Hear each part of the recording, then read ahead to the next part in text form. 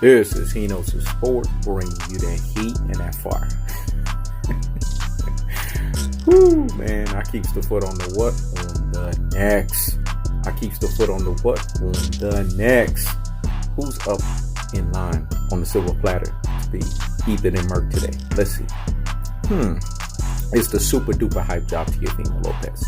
So hear me and hear me well. Teofimo Lopez didn't prove anything in the Richard Coleman fight. He proved what I continue to tell you guys. He's a super duper hype job. Let me say that again. Teofimo Lopez proved what I told you guys. He's a super duper hype job at his truest and his most properest levels. You guys have to look at the totality of the fight.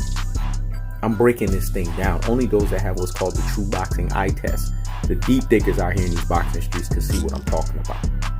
He was getting touched up in the first round. Richard Coleman was outboxing him. You could be the biggest super duper hype job Teofimo fanboy, but at least you got to come to the conclusion and you have to admit that what you saw in the first round was Coleman was outboxing him. Coleman went away from the game plan. That's why he got yelled at by his coach. You saw Rozier was in his ass. Because what happened at the end of that fight? He gambled too early. Now, again, that's not taking nothing away from Teofimo Lopez because he capitalized off of that. See, Teofimo Lopez can't box. So guys that can't box like him that are gamblers, they capitalize off of you gambling. Let me say it again. Guys like Teofimo Lopez that can't box, they capitalize off of you gambling because they're gamblers. This is how he thrives as a boxer. He likes to gamble. The man was getting touched up. If you go and watch at the end of the first round, his nose was busted up. Let me say it again. His nose was busted up. He was already starting to bleed. So again, what did he do that was impressive? But when Hinos Sport comes in cold-hearted, unadulterated, cutthroat, truth-telling fashion and tells you the truth, you guys don't want to hear it. You guys don't want to hear it, man. I'm telling the truth because the truth hurts. But guess what? It will set you free. That's what the truth does. It's like a two-edged sword, piercing the dividing of the soul and spirit, and of the joint and marrow, even until the bones, dog. Because the truth has no friends. The truth doesn't tell you what you want to hear; it tells you what you need to hear. And Lomachenko told the exact thing that Hinos Sport said. So again, what am I saying that's not stating the most obvious or stating the most commonest sense? Lomachenko was not impressed because he saw holes that he could exploit. You guys have to understand, a fight of this magnitude under the bright lights, I get on Loma more than I get on anybody else. More than I get on anybody else that's not handling their business and holding the standard of boxing. But I know as much as I get on Loma, Loma's good enough to handle Teofimo Lopez. I'm not impressed by the kid. Never was. Because he has a loud-ass mouth dad who's overhyping him up. And you guys got a chance to see the real Teofimo Lopez and his dad when they humbled themselves after the Masayoshi Nakatani fight. That was the real version. The real version of people is when they're under duress and stress. Let me say it again. The real version of people is when they're under duress or stress. They either can act like a Robin and get what we call emotional and frustrated, or they could act like a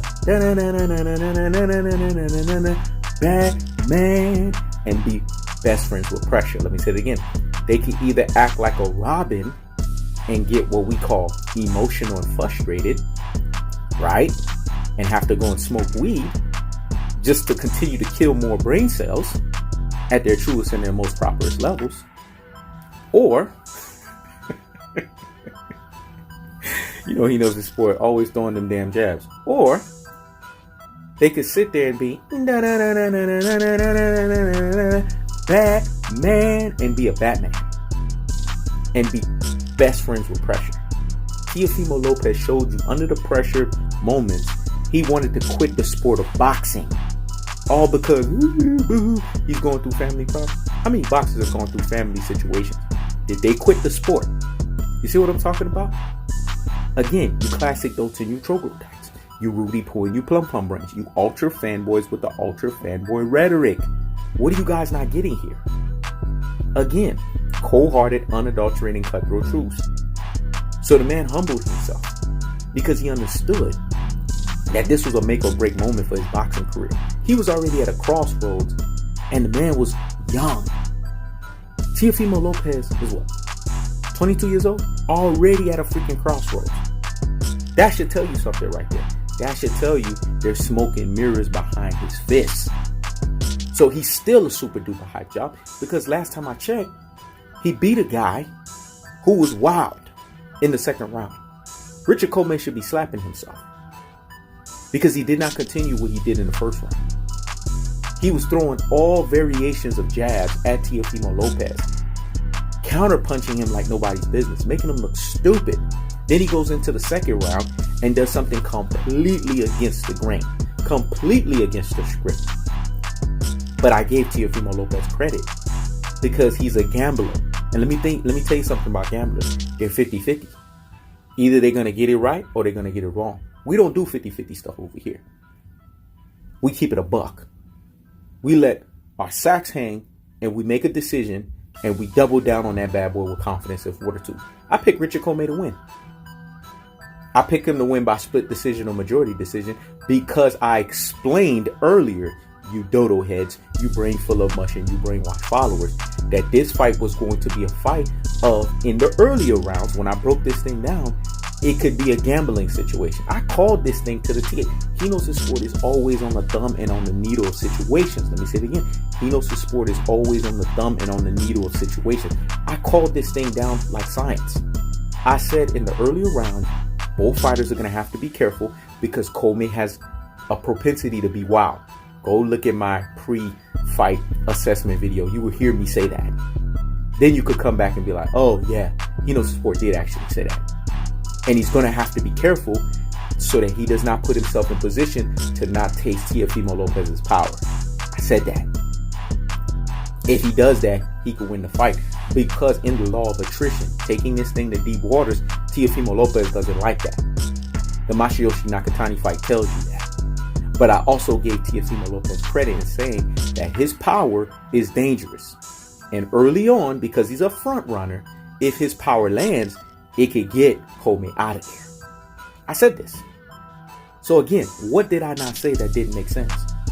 But I picked Coleman's split decision or majority decision because I understood the dangers in both fights. But I still picked Coleman. So again, it's not me straddling the fence or me, you know what I'm saying, overstepping on my word. He knows the sport doesn't do that because there's consistency and authenticity over here. We don't do 50-50. We don't change positions. We stay on a position. I gave Teofimo Lopez credit because I picked Richard Coleman like most people did because of the confidence and the experience factor. Didn't boil out that way. Teofimo Lopez got his credit. But he didn't do anything that impressed me because I understand the sweet circle and I understand boxing. And it's funny how folks could sit here and say he knows the sport, doesn't know boxing. But previously we're like, yeah, he knows the sport. That guy right there, you got to pay attention to him. He knows how to break it down. Come on. You can't have your cake and want to eat it too.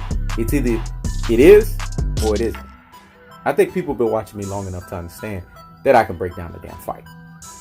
So the truth of the fact of the matter is, what did Teofimo Lopez do that showed you that he is better?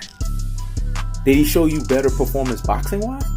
Did he show you more boxing IQ? Because if you're being real with yourself and you're taking the blinders off of your eyes, which is called pandering narratives, right? The pandering narrative coalition, that is. If you're not part of that, then you could see that this kid was being outboxed in the first round. And that he gambled, and that's why he won. Well, guess what? That won't fly against Vasiliy Lomachenko. Because unlike Richard Coleman, Vasiliy Lomachenko does not fight wild like that. He makes his mistakes. He gets touched up upstairs and downstairs. But under the bright lights, he's proven himself. He's way more proven. This is why he was laughing. Because the only person he considers his peer is Gervonta Tank Davis. He said, when I unified April, that means he looked at Teofimo Lopez like a speed bump. Let me say it again. He looked at Teofimo Lopez like a speed bump and he said, when I unify in April, it's going to be me and Gervonta Tank Davis. I keeps the foot on the what? On the next. I keeps the foot on the what? On the next. This is He Knows the Sport. Check it out.